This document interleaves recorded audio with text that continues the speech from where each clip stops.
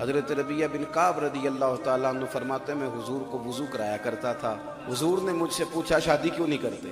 میں نے عرض کی حضور نہ رنگ گورا، نہ پلے کو پیسے، نہ میرا کو قبیلہ بڑا، کون رشتہ دے گا؟ کہتے ہیں حضور خاموش ہو گئے۔ اگلے دن پھر وضو کرایا تو نبی کریم نے پوچھا شادی کیوں نہیں کرتے؟ تو میں نے عرض کی حضور نہ تو گورا چٹا ہوں، نہ کوئی کاروبار ہے، نہ کوئی بڑا قبیلہ ہے۔ حضور خاموش ہو گئے۔ میں باہر نکلا تو دل میں خیال آیا ربیہ حضور کے سامنے باتیں کیوں کرتا ہے؟ حضور جو کہتے ہیں شادی کیوں نہیں کرتا تو چپ کر کیا حضور جیسے دل کرتا ہے کر دیں۔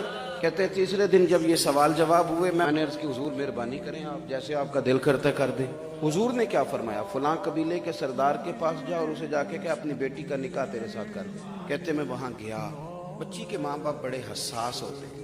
میں نے کہا کہ حضور علیہ الصلوۃ والسلام نے بھیجا ہے۔ والد اور والدہ اس خاتون کی اس بچی کی کہنے لگے کہ حضور سے کہیے گا شام کو آئیں گے۔ انکار کوئی نہیں کیا، غلام انکار نہیں کرتے۔ اس میں کئی باتیں ہو سکتی تھی کہ بیٹی سے پوچھ لیں، اور بھی بات ہو سکتی تھی کہ تھوڑا سا اس پہ غور کر لیا جائے۔ شام کو حاضر ہوں گے اور جواب وہی ہوگا جو حضور کی چاہت ہے۔ جب انہوں نے کہا شام کو آئیں گے تو وہ بچی ادھر دیکھو، ہم ساری زندگی اب تک لوگ کہتے ہیں کہ بچے مدرسے میں داخل ہوں گے تو روٹی کہاں سے کھائیں گے، دین پڑھ گئے تو روٹی کہاں سے کھائیں گے۔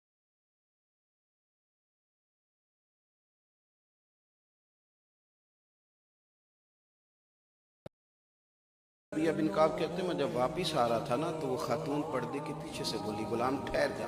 میں رک گیا تو اپنے